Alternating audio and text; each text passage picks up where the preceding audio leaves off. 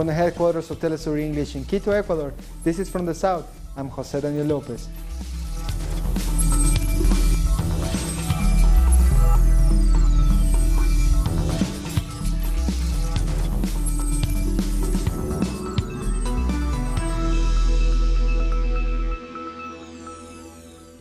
Cuban diplomats have rejected the U.S. blockade during a tense meeting in the United Nations. Shouting Cuba yes, blockade no, diplomats say the United States is using the UN to launch a campaign against the island. The meeting was held by the UN Economic and Social Council under the demands of the United States. Cuban diplomats consider this a violation of the organization's rules and charter. They shouted and banged on their desks in protest. Cuba condemns and rejects this new anti-Cuban action by the United States government. This constitutes an outrage for our sovereignty, and it does not respect our right to self-determination. This is not only an attack to our sovereign country, but also an attack to the principle of multilateralism and the UN basic norms. Our correspondent in New York, Karina Cartagena, tells us more about the story. There has been a tense meeting in the United Nations as the United States tried to launch a campaign against Cuba. Cuba condemned the U.S.'s attempt to use the UN to launch that campaign. Cuba sees this as a violation of United Nations Charter, a violation of the use of conference rooms, and an act against a member state. At the beginning of the meeting, the U.S. deputies tried to prevent Cuban diplomats from presenting, and UN security personnel tried to remove representatives from the room.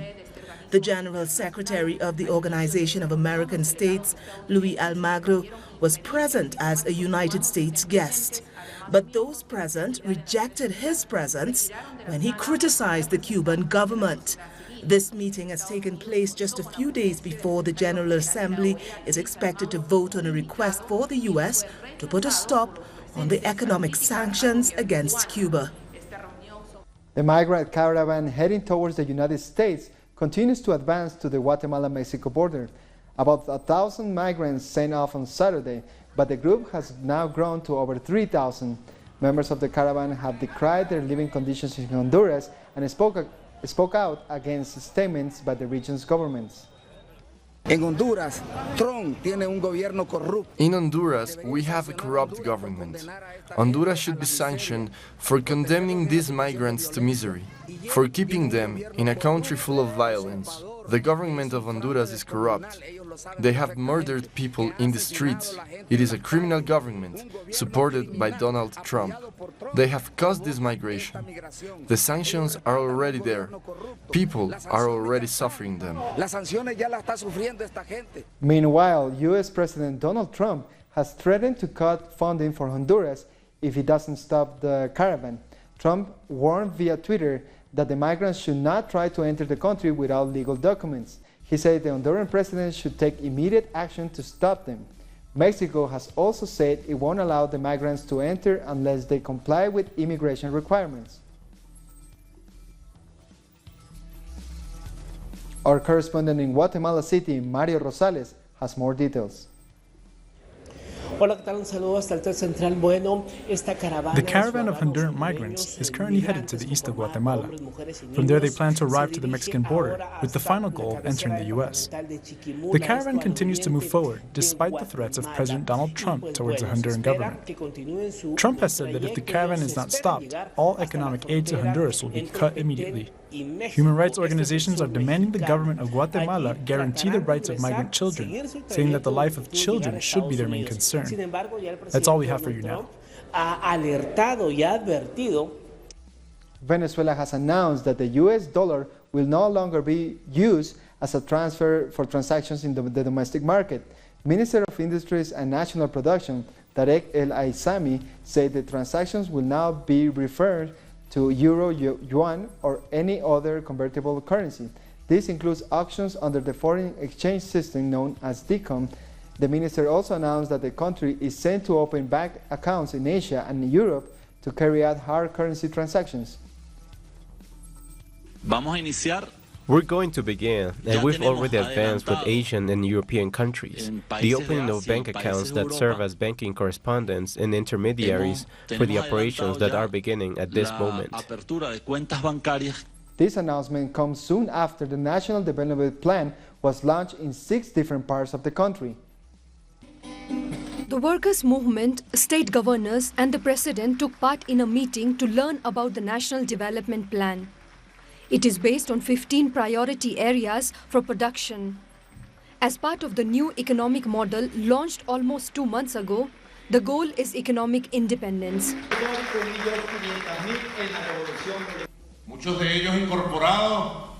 They are using techniques of economic war to twist the arm of the people, and many of them are also involved in political conspiracies. I count on you to take the action that is necessary. In a country that has been under economic siege but wants to overcome this, more and more businessmen are joining this new economic era. Among the results, Venezuela's cryptocurrency, the petro. We want to support this new initiative of the governments to boost supplies and production and to get the goods on the shelves. This is an opportunity to reach the agreements that are needed for this. The workers say they have to work for the country to overcome this financial blockade imposed from abroad. We have to be the leading pillar of Venezuela, in spite of everything other countries have done to us. The working class is the priority for this country and for its oil production. New elements are being added to the Recovery and Growth Plan, which seeks to bring together different sectors of the population to achieve the well-being of all Venezuelans.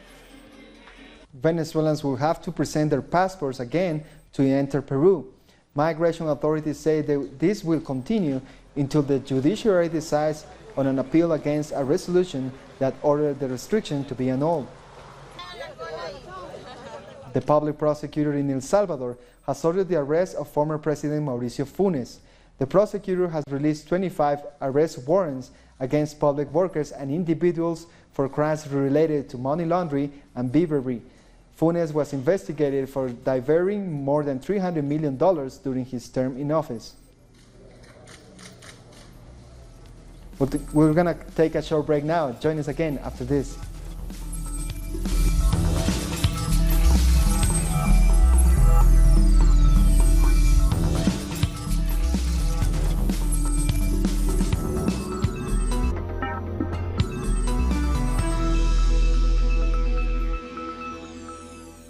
Welcome back.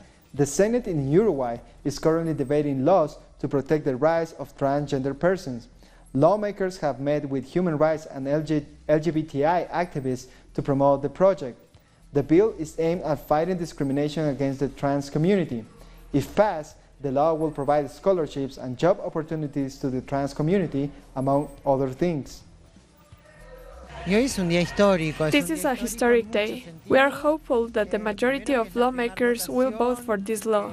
The campaign to support this law is aimed at creating awareness that we need to guarantee the rights of the trans community. Even if the Constitution guarantees rights for all, we need this law to protect the trans community. This is an important day because it is the final stage of something we have been fighting for. The National Council of Sexual Diversity, civil society and several government offices are supporting this bill. We are hopeful that the bill will be approved as we have seen the support of the people. We have received more than 60,000 signatures in the last month and a half in support of the law. This shows how important this is. Our correspondent in Montevideo, Mateo Grille, has more. The debate for proposed law on transsexual people has started in the Senate. This is the first step to pass the law. Trans people in Uruguay have been historically denied their rights. Reports show they have a life expectancy of 40 years and leave home before reaching 18. They do not have real access to the labor market. The trans community hasn't had law that protects them until now. The bill establishes that 1% of public posts are reserved for trans people. It also establishes scholarships to fight the early drop from education. The law also guarantees their protection once in the labor market and medical benefits that the state has to assure. The law has widely been supported by civil society. More than 60,000 signatures were collected before the law was proposed. If the law is approved in the Senate, it will go to the Chamber of Deputies. Social organizations are hopeful that the bill is passed before the end of the year. October 16 marks the 20th anniversary of the detention of Chilean dictator Augusto Pinochet in London. Pinochet was arrested in 1998, accused of genocide, torture, and the forced disappearance of hundreds of people during his military dictatorship. However, his legal team argued that he wasn't healthy enough to be processed. He was released in 2000 and extradited to Chile. Meanwhile, relatives of the victims of the dictatorship have mobilized against a tribute to Miguel Krasnov, responsible for several crimes during the military rule. They say the tribute represents an aggression not only to the victims of the dictatorship, but to the entire nation. Our correspondent in Santiago, Paola Dragnik, has more details. This is not the first tribute to be held in memory of military official Miguel Krasnov. In 2011, several military members released a book in memory of him during a big ceremony. This is controversial since the government of President Sebastián Piñera is conformed by right-wing members who were also part of the dictatorship of Augusto Pinochet. There are dozens of victims of crimes related to Krasnov. There are few survivors who have described the tortures and horrifying crimes in the hands of the military regime. Human rights organizations marched to the military school to demand the resignation of the higher command official who was responsible for the event. Demonstrators also demanded new legal actions against the people accused of human rights abuses. In fact, these crimes remain in impunity while military officials like Krasnov are honored. Thank you, Paola, for that report. Brazilian presidential candidate Fernando Haddad spoke to reporters about possible political alliances ahead of the runoff on October 28. He also touched on some of his plans if he wins the election. I've reached out to people I respect, independently of their political party. I've not invited anyone yet. I'm gauging options. I am speaking to highly respected people. I want to build the broadest government possible. Brazil needs that. But I've not given out any invites. But I'll keep reaching out to people. In contrast with Bolsonaro, we've decided to keep no one from outgoing President Michel Temer's economic team in our government. On January 1st, Temer's team leaves, and a new team will come in. And Haddad, a former teacher, returned to his roots when he attended an event held by the Brazil's teacher union. Our correspondent in Sao Paulo tells us more in this report. On Teachers' Day, Haddad was welcomed by a group of teachers working as a collective of Sao Paulo. Meanwhile, his political rival, Jair Bolsonaro, was in Rio de Janeiro meeting members of BOPE, a military squad known for human rights violations. Bolsonaro has only 2 educational projects, to militarize schools and to outsource them. Haddad, instead, has a national educational program that benefits not only teachers, but students. When Haddad was the Minister of Education, he enforced programs as a matter of priority, such as University for All, scholarships, and the Open University of Brazil. He expressed his regret over the absence of Bolsonaro in electoral debates, and that as 20 years as a deputy, he only implemented 2 projects. I apologize for not being able to debate with my opponent. The debate was scheduled. I know why he avoided it. It's because his campaign is completely based on lies sent via WhatsApp. The campaign starts now. Our challenge is to take 9% off of him. With that amount, we will win the election. Analysts say it's hard, and it is in fact a difficult task, but it would be more difficult to withstand a government like the one he proposes.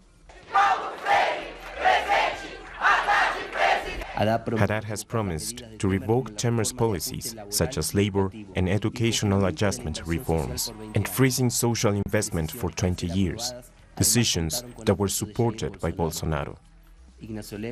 After 5 weeks on strike, unions and social movements in Costa Rica are planning a mass demonstration against the government's tax reform plan. It is said to coincide with a crucial court ruling on the validity of the reform. Our correspondent in San Jose, Fernando Francia, reports.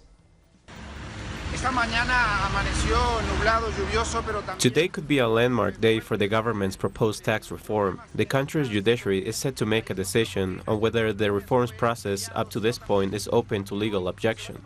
If the court decides it is, that would basically block the bill. Because it would mean the bill needs 38 votes to pass, which it does not currently have. So after being passed by the Legislative Assembly in their first debate, the whole process could be struck down and a brand new reform bill would need to be drafted. Trade unions and opposition parties remain expectant over today's decision, which should come in the next few hours. We'll take a short break now. More news in a minute.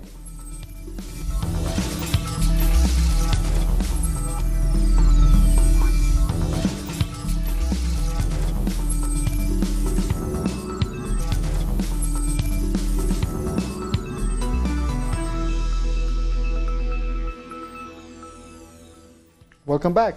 The United Nations is to allow Palestine to act like a full member state in 2019. 146 members voted in favor of the move. The United States, Israel, and Australia voted against. As a non-member state, Palestinians cannot speak in meetings until after member states. Palestine will have equal say and be able to submit proposals in 2019 when they chair the Group of 77 meeting. This vote today represents multilateralism at its best, with the wider membership supporting a resolution to enable the elected chair of a group to perform its duties effectively. It is an expression of respect for the decision of the Group of 77 and China to elect the State of Palestine as its chair for the year 2019 by acclamation.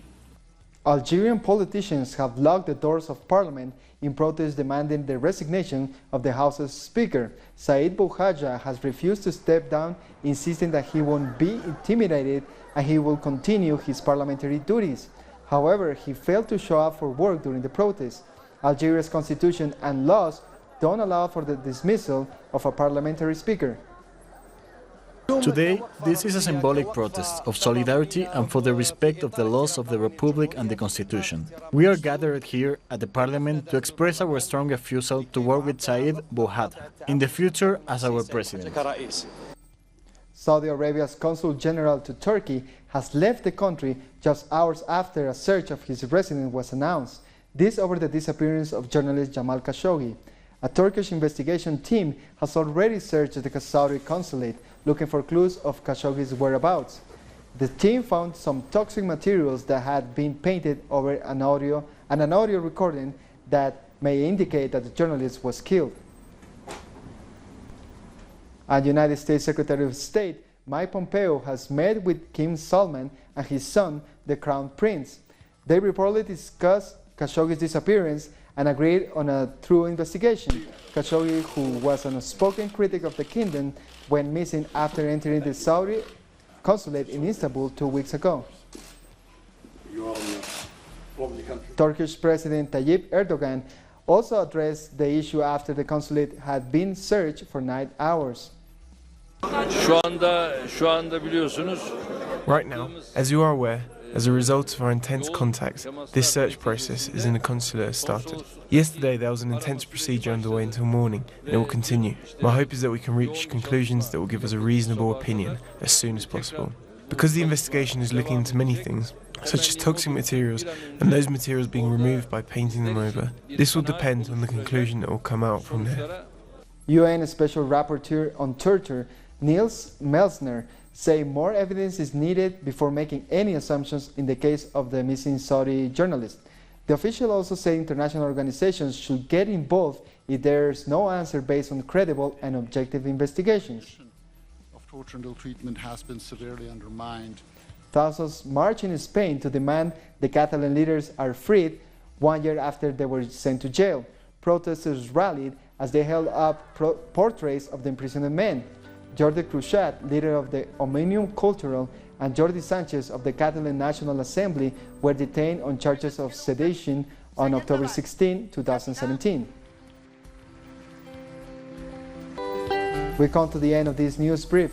These and many other stories you can find at our website at telesurtv.net/English. And join us on social media, Facebook, Twitter, and Instagram. For Telesur English, I'm Jose Daniel Lopez. Thank you for watching.